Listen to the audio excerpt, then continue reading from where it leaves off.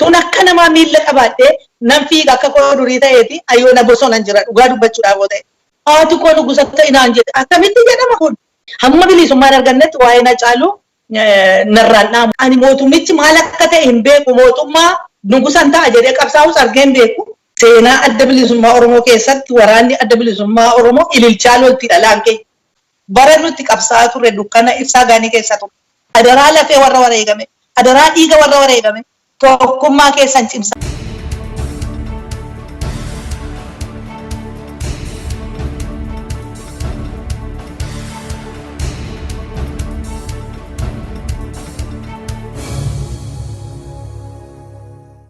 Ilfinesh Qannoo artistii qabsooftuu yeroo duriitii kaasee qabsootti jirtudha. Artiittiin qabsoo Oromoo utubaa turtan keessaati sirba tokko nu dhageessisa. Egaa tofta abbooti isaati kan durii haaromse abshaalummaa qabuuni saba koofaa jeesse narras nu yaachuudhaaf alagaan kurtumse. Tofta abbooti isaati kan durii haaromse bilisaan si baasa siin jedhamattanneen Oromoo dhageesse bilisa baatetta siin jedhama bashaani saba koo dhageesse. Ishuma kana yaadadha. Tole hedduu galatooma. Egaa artist Ilfinesh Qannoo jijjiiramee dhufe mul'atee hagi tokko mul'ate fakkaate sanaani. Gara biyyaatti deebitanii turtanii maal taajjabdanii deebitanii maal argitanii deebitan biyyarra? Egaa akka gaariitti argannee deebine baay'ee kan nama gaddisiisu. Ani yeroodhuma waamichi kun ta'e iyyuu baareera garuu utumammamuun gara Eertiraatti kutee Eertiraarraan gara biyyaatti deeme. Dhugaadha yeroo sana lafatti socho'ee Finfinneen alaabaa fi Oromoo duwwaa taatee turte gaafa sana abjuu taane kun dhugaadhuma hin dhaama jettee si yaaddu alagaanuu si kajjalti jettee yaaddu beektaa yeroo sana laaltu gaafa sanas gaafa nuti galles qeerroo meeqa dhiigni dhangala'ee mirga meeqa sabramee garuu haa ta'uuti baay'inuma keenyaan immoo mul'anneerra gaafa sanaa jalqabee ani nan shakkii qabaa.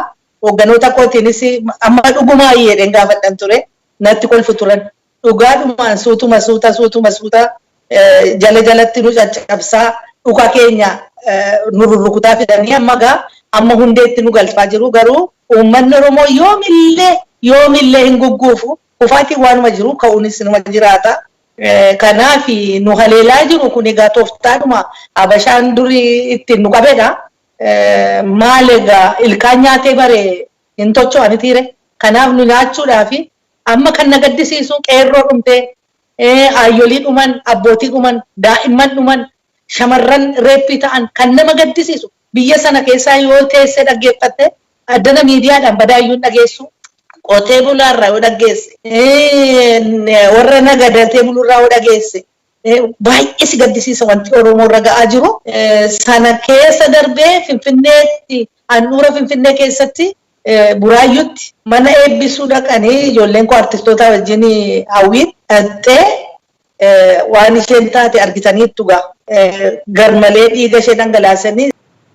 Egaa wanti yaadame wanti abdatame sun milkaa'uu dadhabee yeroo kana deebi'ee Oromoon ammas qabsoo bifa haaraa eegalee jira keessattuu erga artist Hacaaluu Hundeessaa ajjeefamee shamarran Oromoo qabsootti jiru isa kan akkamitti ilaaltan Ilfinesh? Egaa dhugaadhumaan ergi gaafa Hacaaluun du'eeti ani saba Oromollee hedduun galateeffadha. Hedduu cimaniiru cimneerra jechuun hin danda'ama. Hacaaluun an dhugaadhuma du'ellee natti fakkaatu kun yoomiyyuu bara baraaniyyuu waa'een Hacaaluu nurraa caamuus hin danda'u nutti qabbanaa'uus hin danda'u. Beekuun maal akka ta'u akkamittiin akka haaluu keenya deeffannu hin beekuun yoo bilisummaan dhufe bilisummaa keenya gonfanne biyya abbaa keenyaa dhuunfanne gaafa sana Hacaaluu fuulduratti ilaallata bilisummaa keessatti malee hamma bilisummaan argannetti waa'een Hacaaluu narraan dhaamu kan si dhibu gaafa hawwiin rukutamte tu Hacaaluun hin jiru ta'ee hawwii yoo nan jirtu lafa isheen kuftetti poolisiin kaasuu dhorkee mucaan kun qawwee makiinaa isaa keessaa fudhateetu qawweedhaan kaasisee lafa isheen kufte. Kanaaf goota Hacaaluudha baay'een gadda waa'ee Hacaaluu dhugaadha dubbachuu hin danda'u haa ta'u Meegaa immoo obsinaa ammas immoo taanaan uummanni Oromoo hamma gatiin qacaaluu deebi'utti hamma hidhamtoonni keenya hiikamanitti hamma gaaffiin Oromoo bakka ga'utti dhaabbachuu fi manatti galuun qabu dhugaadha. Ani tun akka namaa fayyaa qabaadheeti ani miila sadiin dullaadhaan hin deema malee utuun akka namaa miila qabaadhee nan fiiga akka koo durii ta'eeti ayyoona bosonan jira dhugaa dubbachuudhaaf yoo ta'e. Attamitti teenya attamitti rafnee bulla dhiiroo akkamitti nyaannees bulla attamitti siree keenya irra bulla. Mucaan kun mucaan yaani abjuunatti fakkaata dhugaadhumaan unuuf du'e kaayyoo Oromootiif du'e gabrummaa keenya nurraa buusuuf jedhee falmaa irratti du'e mucaan kun kanaafu ilmaan Oromoo amma dhumaatti galuu hin qabnu warra lubbuun jiranii mana hidhaatti dararamaa jiranis immoo baasuu qabna Oromoon baasuu qaba Oromoon kana dadhabnaan egaa maal godha baay'inni keenya gatiin qabachuudha falmachuu qabna baafachuu qabna warra jiran lubbuu isaaniitiin baafachuu qabna Hacaaluu immoo bilisummaa arguu qabna Hacaaluu keessaan bilisummaa arguu qabna warri hidhaman immoo hiikamuu qabu nan dadhaba maalin jedhaa wanta baay'eetu kana harkaa bada yeroo waa isaa yaadadhu suutuma suutanii wanta na gaafatu deebisaa laattuu ko. Yee anamma gaa kunoo dhugumayyuu ijoollee shamarran durbaa xixiqqootu daandiitti ba'ee jira waan haaraadha kun seenaa biyya sanaa keessatti waan ta'e hin beennedha isa kan akkamitti ilaaltaniin jedhe. Yeroo isaati yeroodha maal sitti fakkaate ubbare Oromoon ubbare nu goyyoomsanii nurra buufatanii dawwaa qoricha isaanii nurra buufatanii nutti taphatanii nu hadochanii daftara isaaniitiin nu hadochanii hamma kana iyyuu shamarran keenya dargaggoon keenya muguun qabu ture du'uun qabu ture baduun qabnu ture maali meediyoodhumatti barattoota yuunivarsiitii biyya Habashaa keessatti baratan isa kaan ajjeesanii isa kaan hidhanii isa kaan lafa isaan buusan kan eenyu gaafanneerraa namni gaafate jira biyya mootummaa keessa ani mootummaan kun jira ta'e ani mootummichi maal akka ta'e hin beeku mootummaa nugusan ta'a jedhee qabsaa'us argeen beeku mootummaa sabaaf qabsaa'uun beeka inni amma inni jabana kana garuu nugusan ta'a armee kootu nugusa taata naan jedhe anaan iyyuu doktora taata jetti armeen koo haatu fi waan baay'ee nama hawwiti yookiin doktora yookiin barsiisaa yookiin uuma tokko taata sooressa fa'aa taata jetti haatu fi waan isheen nama hawwin hin jiru haati koo nugusa taata jedhee nugusan ta'ani hawwii ishee haasofte kuni mucaan daaddeedhaan deemu akkasitti naasa'an naaf hin galu yeroo ammaa kana nugusan ta'a jedhee namni hin qabsaa'u ani haasaan mayyuu kan hin jibbe interviiwumatti dhiyaachuu iyyuu lattuu koo kan hin jibbee fi na jibbisiise wanti ta'aa jiru akkamitti namni nan baradhe jedhu tokko namni digirii meeqan qabu jedhe tokko namni anammanan gaa beekana jedhu tokko haati koo nugusa ta'inaan jedhe akkamitti jedhama kun an waanuma ajaa'ibaati mucaa dhalattuu natti fakkaachaa jira kanaaf dhugaadhuma ani gorsumaan kennaaf irruma deebi'ee dhiifama gaafachuu qaba saba Oromoo kan attamitti nugusan ta'a haadha koo natti beekne dhimma isheeti ka nugusa dhiifte waan fedhe samii keessa waaqa isaa ta'e yoo jette dhimma isheeti malee kunurratti miti nugusummaan isa nugusa feena miti nuti bilisummaa feena biyya abbaa keenya irratti nagaan jiraachuu feena malee nugusummaa isaa feena miti kanaaf nutti dhaadachuun isaa nugusan hin qaana'u namni annan qaana nama qaaneessa kanaaf hundumtuu nugusa ta'uu hin hawwata garuu hin himamu akkas jedhame an nugusaafan deema nugusa ta'uuf hin deema kanuman jibbe waan dhaga'uu barbaanne keeyaa kanumadha isa kanatu fooyyeffatee uummata kana dhiifama gaafate baay'ee gaarii haasaa akkasii jechuudha. Tole Addelfinesh artist Addelfinesh Qannoo isin qabsoo keessa turtanii durumaa kaasee mee ga'een dubartoota Oromoo qabsoo keessatti maal ture akkamitti ibsitu? Dubartoonni keenya duriyyuu ijoollee waanuma bosona keessaa ta'e arguu dhabne malee ililchaa lolu kan sirrii dhaalaan keenya durumayyuu seenaa adda bilisummaa Oromoo keessatti waraanni adda bilisummaa Oromoo ililchaa lolti dhalaan keenya yoo dhaabbattee lolte malee ciifteellee shorroqteellee loltu beeku kun seenaa keessas jira argineerras waliinis dirree deemnee argineerra ililchaa lolu jilbeenfatanii shorroqanii lolan dhalaan keenya dhiirri yoo duduuba lolu ta'e yoo duduuba deebi'uu fedha ta'e ani isheen gootu waan ajaa'ibaati dhalaan keenya jechuudha kanaaf ililchaa lolu malee sodaachaa loluun illee hin jiru dhugaadhumaan egaa utuu bilisummaan keenya dhuunfannee bakka geenye waggaa meeqadha kunoo bosonatti goota meeqa dhabne goota meeqatu wareegame seenaan hin dhokatu gaaf tokko seenaan isaaniin bahata akkamittiin akka dhalaan Oromoo loltu akkamittiin akka dhalaan Oromoo boojitu gaaf tokko seenaan sun hin dhufata yoo biyya keenya dhuunfanne dhalaan keenya durumayyuu gootadha mul'anne malee hin beekamne malee ukkaamamne malee dhalaan keenya duruu goota. Tole egaa artist Delfinesh Qannoo isinii artistiidha. Mee ga'een artistoota Oromoo qabsoo Oromoo keessatti maalidha akkamitti ibsitu?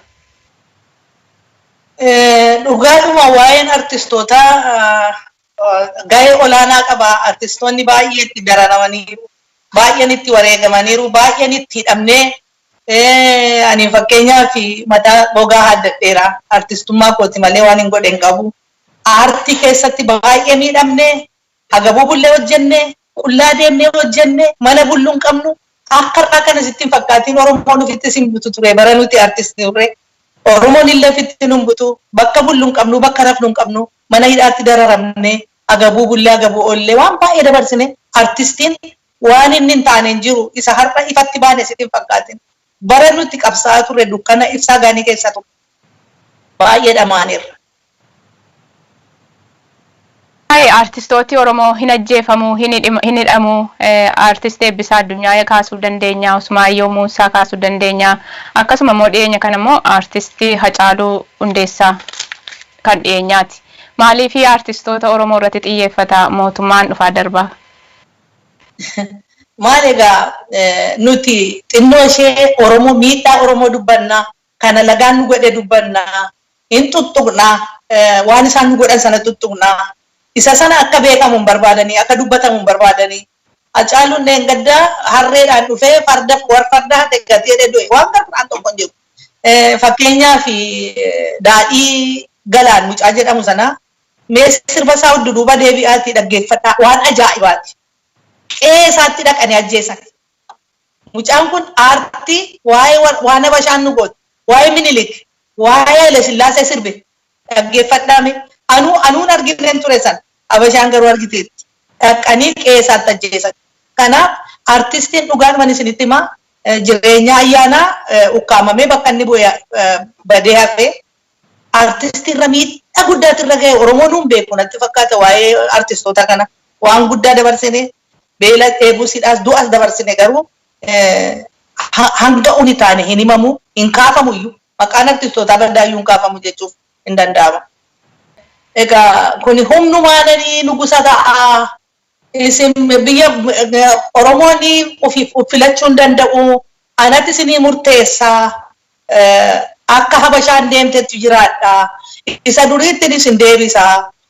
Isa durii caalaa bara dargiyyuu wayyaa bara wayyaanee nan galateeffadha iyyuu ni wayya naanayiitu waan fedhe iyyuu naana gootu malee akka inni baranaa waan ajaa'ibaati. Inni waggaa kanaa waan ajaa'ibaati Oromoo irratti. Kanaaf amma waa'ee yoo nuti dubbanne yoo nuti waa'ee mirga keenyaa dubbanne yoo nuti sirbine yoo nuti aktivistoota kana kan akka Jawaar Mahaammadiin qeerroo duukaa ka'ee dhugaa halkanii guyyaa qeerroo jajjabeesse akka isaan ciman godhe. Hacaaluu sababa godhatanii beektota keenya, aktivistoota keenya, hogganoota keenya hidhaatti naqan. Amma hiriira ba'anii warri Habashaa Jawaar Mahaammad fannifamuu qaba. Jawaar Mahaammad du'uu qaba. Hin jedhamu akkas. Kuni waanuma addunyaa irratti waan hin jedhamnedha. Namni du'u maaliif du'a? Qaalamuutti isaaf ta'a, du'uutti isaaf ta'a. Jecha akkasii Habashaan hamma hundeetti nu seenteetti. Isa kanaaf Oromoon halkanii guyyaa tattaafatee shamarran dargaggoon jaartiin kaan duuti nafu joo. Duuti nafu. Waggaa ishee dheeraaf gabaabduudha malee hin du'iin hin hafnu. Bilisummaa keenyaaf lafa jirru hakaanu. Mana ciisa seentu du'aama jiru. Mana keessaa gawwaantee barri irratti ajjeesaa jirti. Kanaaf hajabaan nu jedhu. Tole egaa himee Oromoon roorroo akka sabaatti irratti deemsifamaa jiru kanaa jalaa ba'uudhaaf maal gochuu qabaa jettu adde artistaa Delfinesh Qannoo dhaamsa maalii qabdu Oromoodhaaf biyya keessaas biyya alaaf qeerroof qarreedhaafis dhaamsa maalii qabdu? Tokkummaadhaan ka'uudha. Tokkummaadhaan ka'uudha. Ishee gandaa walirraan abaluu achitti dhalate, abaluu ganda kooti, abaluu kasaasaa, loqonni hin barbaachistu ishee kan Oromoon dhugaadhuma isinitti himaa Abiy duukaa wallaansoo dhiisee tokkummaa isaa duukaatu wallaansoo qabee bareedaadha. Tokkummaatu nu moosisa.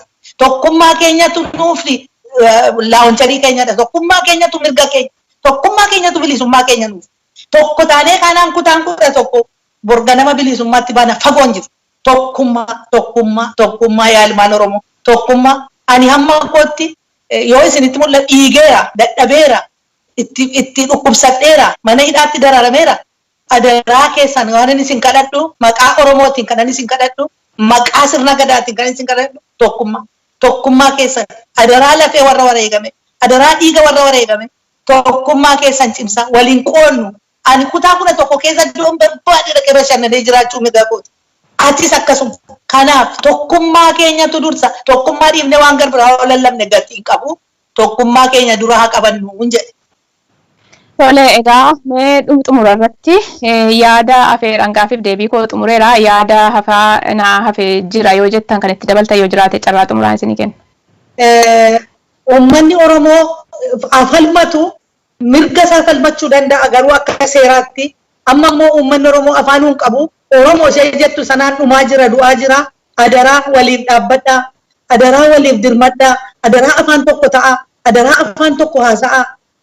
Waliin qoodinaa yeroon hin darbiti horiinis hin darbiti horiin hin bitamiinaa waliif qaqqabaa rakkina keessanii waliif dirmadhaa jedha kutaa kudha tokkoon iyyuu walii dirmadhaa immoo inni tokko iyyuu isa tokko inni tokko du'u isa tokkoof qaqqabaa waliif ka'aa akkasittiin gabrummaa keessa ta'u isaanuu deebisanii wal nyaachaa jiru isaanuu aangorra wal buusanii wal nyaachaa jiru adaraa keessa kanuma laalaa jabaadhaa.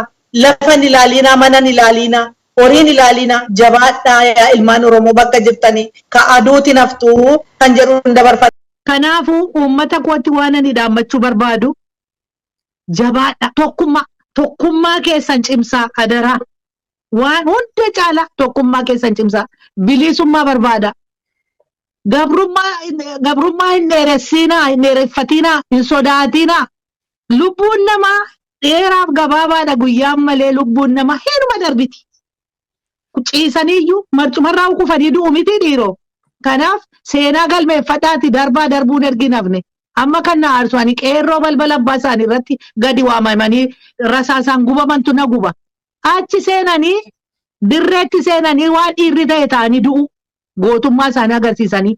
Hooyi ajjeesanii yookiin falmatanii du'u. Akkasumatti rasaasa dhuganii du'uun nama guba nama aarsa. Anumti isheen humna dhabe malee ani yoona kana goota koo biran jira dhugaa dubbachuudhaaf yoo ta'e waraana koo biran jira silaa yoona kan loluu baadhullee isaan duukaan foqoqee sirba amma danda'e amma sagaleen koo dandeessa. Yaa Oromoo tokko ta'a ammallee tokko taataniitu tokko ta'a. Kan hunda caalaa na aarsu immoo Oromoo ta'anii warra Oromoo ajjeesantu na aarsa. Isaanis gaafuma ji'a sagalii dhalatanii Oromoodhumarraa dhalatanii Oromoodhumadha. Oromoodhuma keessatti dhalatanii guddatanii Oromooma keessatti du'u lafa dhaqan hin qaban. Namuma anumti na gubu poolisii ta'anii maal jettan raayyaa ta'anii maal ta'anii Oromootti dhukaasanii ajjeesan garaa attamii qabu. Eenyu isaan maalidha isaan moo diina maqaa jijjiirrate maqaa Oromoo moggaafateedha isaan naan galle anaaf. Akkamitti Oromoo ajjeesa? Seenaadhuma keessattuu kun hin jiru Oromoo ajjeesuun qabu goobana daacee irratti fixanneerra. Inni wallaalummaadha yeroo sana gaa seencharii yeroo sanaa ilaaluudha. Har'a garuu jaarraa 21ffaa moo maal jettan kana keessatti Oromoo ajjeesaa? Oromoo beelessaa? Oromoo irratti mana gubaa? Waan dabaati kun abaarsa kun. Kanaaf isa Oromoo dhufu wallaalee Oromoo ajjeesus abaarsadha. Kadhaa godhaa sheekaanis kadhaa godhaa qeesonnis kadhaa godhaa waaqeffataanis kadhaa godhaa. Fakkeenyaaf Oromoon Oromoo irratti mana gubu kadhadhaa abaarsa kadhadhaa baay'ee nama dhiba kun daatu jira malee Oromoon Oromoo irratti mana gubaa Oromoo waraane maannoo abiddatti gubee ajjeesa akkamitti ta'a kun waan ajaa'ibaate waan argeen beenan arge Oromoon gara laafessa waan nutti naannessanii waa godhan malee akkamitti Oromoo ajjeesa diinayyuun ajjeefnu sakaanuun guddifannoo. Isa kaanuu ufitti finnee madaqsinee guddifachaa maqaa keenyatti moggaafnee guddifannee dhala godhanna. Attamitti ofimmoo ajjeefnu of ajjeesuudha kun abaarsa kun. Kanaaf mee kadhadhaa nutti ta'e kana ofirraa haa kuffifnu kadhadhaa sadanuu namni amantii qabu hundumtuu haa kadhatu. Amantii isaatiin haa kadhatu jaarsi jaartiin mee sagadaa Mee waaqayyoon kadhadhaa onurraa kaasu kana waaqa nurraa kaasa. Waan ajaa'ibaati kun. Kanan isiniin jedhaa